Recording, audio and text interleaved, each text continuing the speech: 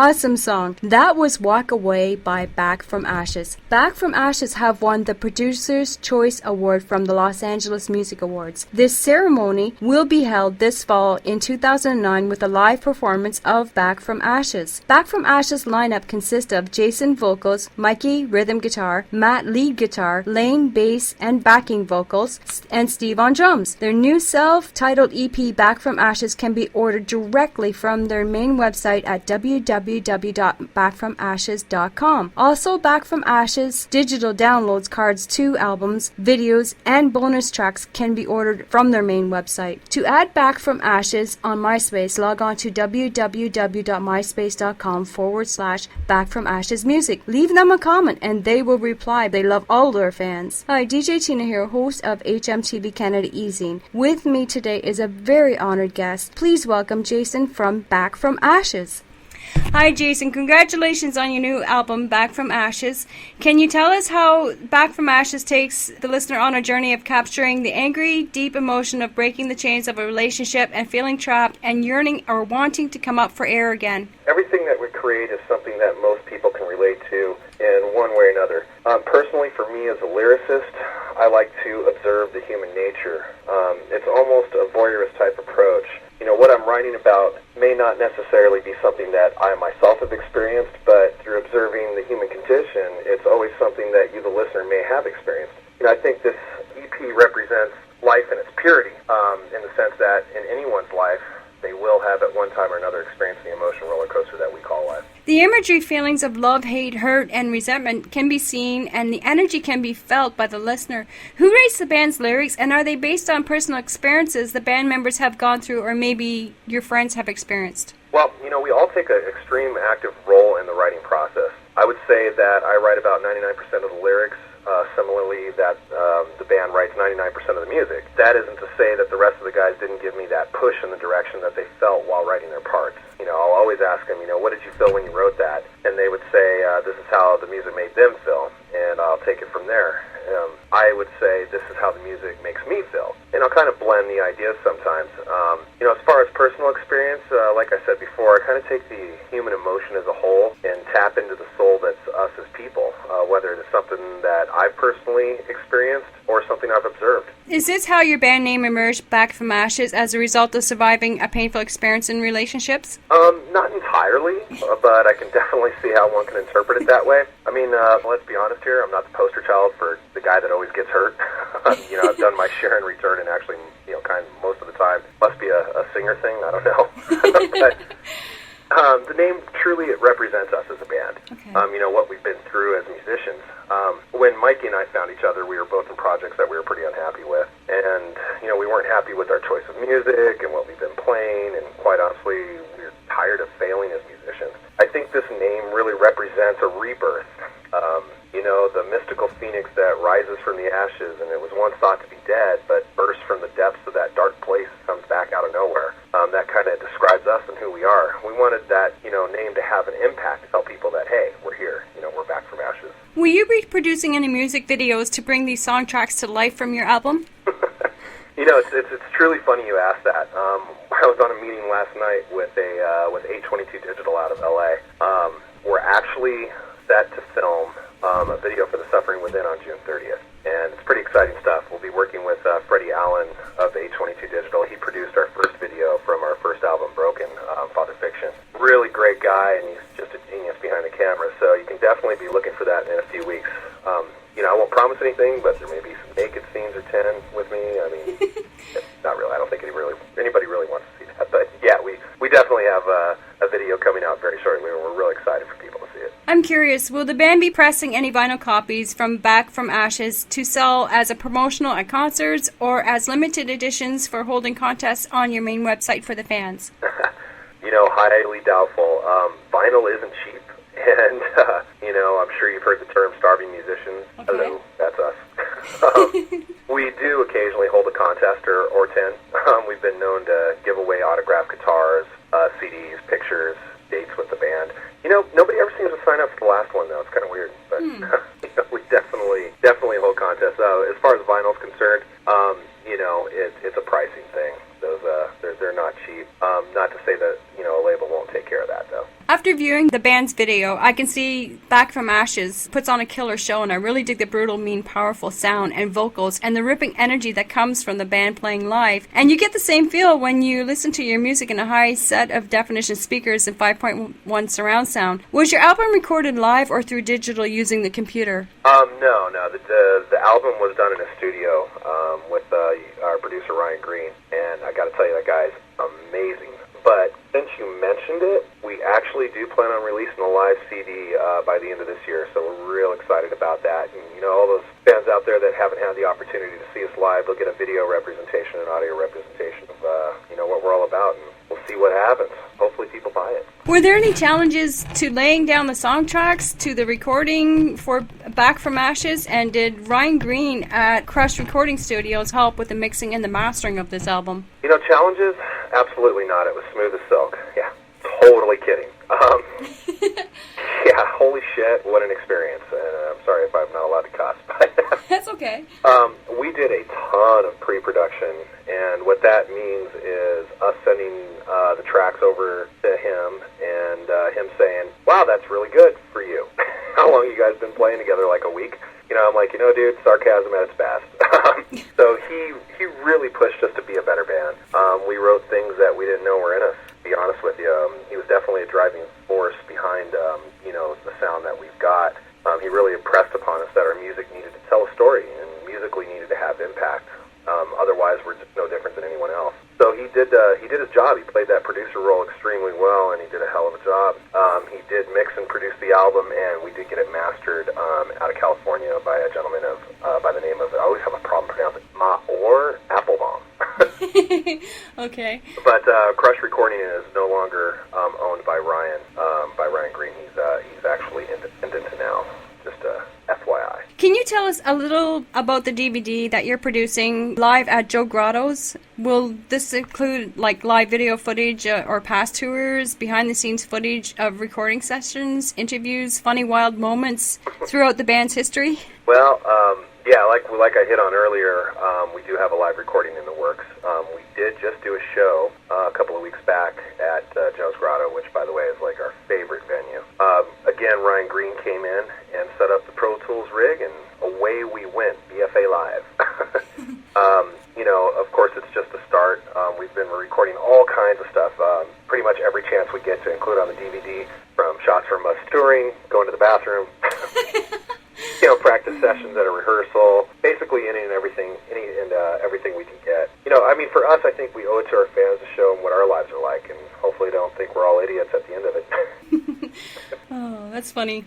What comes to mind as being the most memorable, favorite, or funny music venue tour, and why? Man, there's so many. Well, I remember our first big show. Mikey was, we were up there, I think we're a second song in, and Mikey was supposed to switch to an effect on his guitar, and he ended up hitting the wrong pedal. And all of a sudden, there was this, god-awful noise that came barreling out of the monitors and the PA, and it was like space music or something. seemed like a half an hour, but it was probably, 10 seconds. He tap danced around until he found, the right patch. But he was, like, completely mortified. And, and he just basically stood there for the rest of the show. Wow. Another funny story comes to mind. We were actually at Joe's Grotto, and we're about to start playing, and the band was doing a line check, and I really had to go to the bathroom. So I went to the bathroom, and all of a sudden I hear my name being called over the PA. So I, like, completely, pinch it off midstream. I go run into the stage, and we start playing. And next thing I know, it's, like, really drafty all of a sudden. And I look down, and there's Mr. Happy hanging out in my pants staring at the crowd. Wow, talk about a cold sweat, And, the stories keep going, and, that's live. So it's been an adventure, more or less. Yeah. Oh, wow, what an experience. Yeah, for sure. No one left, thank God, so. Oh, wow. I'm surprised. But that's good. That's good. It's good you're able to keep your audiences entertained. Right. My next job's in porn, so. Okay, so what is Back from Ashes' focus for 2009? Will you be concentrating on a major tour to promote your new album, or is the emphasis on partying like a rock star, conquering the world, or are you writing new songs at the moment? I don't know what the politically correct answer is to that, but I'm going to say all of the above. Okay. We're constantly writing new music. Any chance we get, we're gonna be writing. We've got to keep that machine moving forward. There's no harm in partying like a rock star either. And the touring part of it is what we do it for. And that's what it's about, is getting on the road and spreading those ashes, and getting it out there. So really, we're going to be, doing everything you just mentioned. And hopefully we'll survive it all. One fan really digs your logo and asks, do Back from Ashes have skateboard, guitar picks, posters, bumper stickers, and rolling papers in their merchandise? And they also would like to know, who did the kick-ass artwork for your album cover and merchandise? What a great idea. Skateboards and rolling papers. I'm curious about the rolling paper part. We do have posters and picks in the works, guitar picks. And we do currently have window stickers and bumper stickers and shirts and CDs and all that stuff. And you can get that at our website at backfromashes.com. But it's kind of funny, the question about who did our kick-ass artwork, because literally today, my buddy and I who did the artwork, his name's Ryan Thomas, he designed the album cover and logo, and we were talking about that today, and he's put a ton of work into this band, and he says, I think if I added it all up, you owe me about $20,000, so I took off. Whoa. Told him good luck. Ouch. Yes. That ought to hurt. Yeah. But no, truly, true story. We were just talking about that today at lunch, and great guy. But he definitely knows his stuff, and he's been there for us since the beginning. So did you tell him that you're going to write him an IOU note on white paper? Oh, no, that would mean that I still owe him the money, and we're too close of friends for me to pay him, so. Okay. Sounds interesting. Well, before we wrap up our interview, does the band have any shout-outs to friends or fans? I say this in every interview that we do. Our friends and our fans, they are what makes us successful. We work hard and all, but I don't think anyone really realizes how much work goes into what a band does. Without our support staff like Johnny, our videographer, to Vanessa, our merch girl, to Ken, the guy that makes our screens, and Ryan Green, our producer, and Ryan Thomas that does the logos and the albums. I feel like I'm, doing a Grammy speech here, but, just so many names and so many people that put a lot of work in.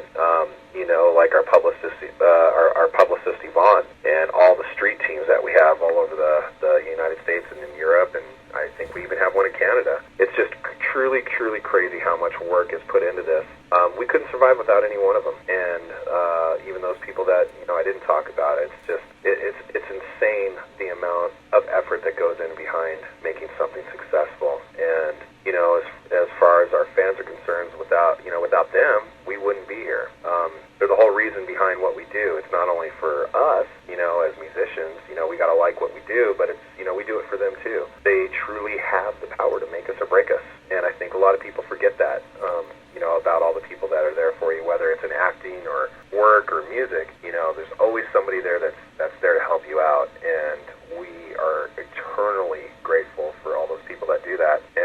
love them. Now, you said you got street teams in place. Now, have they helped with the marketing of the band's music and making digital sales? Oh yeah, absolutely. It's truly it's crazy. I mean, we get street teams that just pop up almost every other day in the States, and when we go on tours, I mean, hell, they're the people out there that are pushing it. Hey, Back from Ashes is coming to to our town. Check it out. This is the information. Blah blah blah. So yeah, they play a very integral part of what we do, and we've definitely seen an increase in sales over it. That's awesome. And they're there with every concert, pushing the merchandise and promoting Back from Ashes, the CDs? Yeah, we do have our own merch person that goes with us most of the time.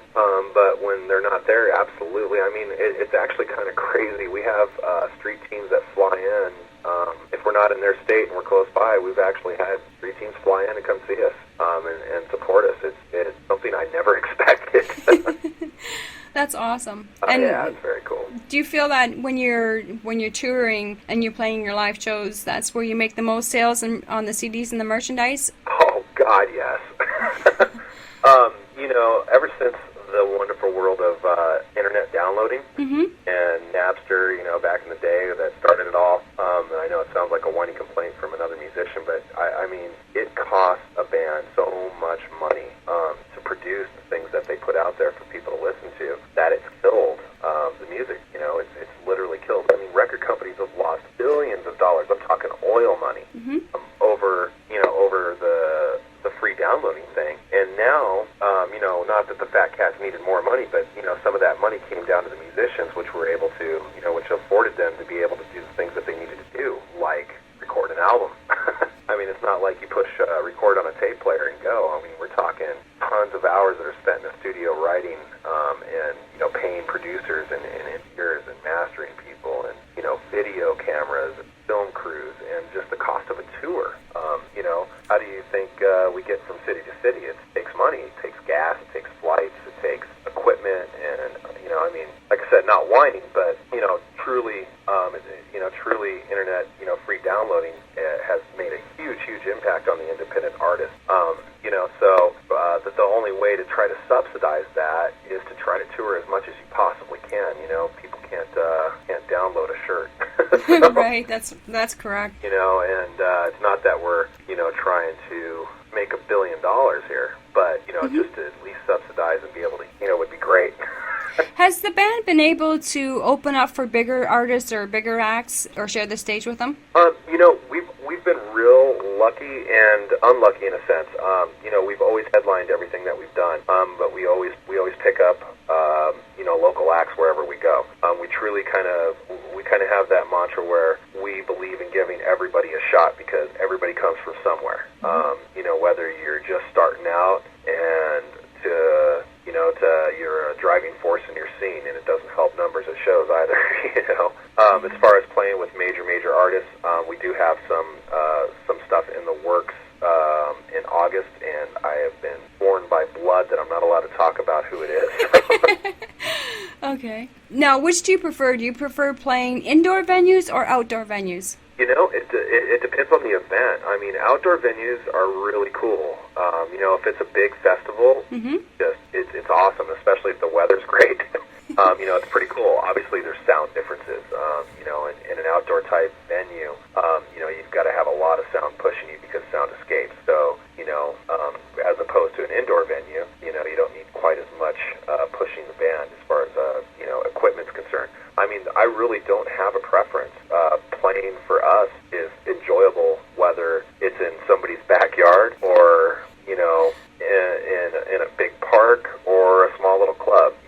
Small little clubs are cool too because it's very intimate.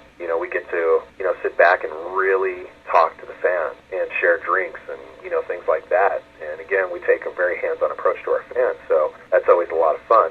But again, similarly with outdoor events, 20,000 people, there's nothing wrong with that either. That's awesome. Do you have any last words? I go back to the question, about, our fans and friends. We just love them so much, and without them, we couldn't do it. And, make sure everybody goes to our website and buys our CD. Can you plug in your web address? It's backfromashes.com. And your MySpace? myspace.com/backfromashes music. Hey Jason, thank you. I want to thank Yvonne as well for allowing us to interview Back from Ashes. Horns high, you rock. Oh, thank you so much, and it's been a real pleasure here as well. Anytime you want to talk, give me a call, baby. Okay. All right, you have a good one. You too. Bye-bye.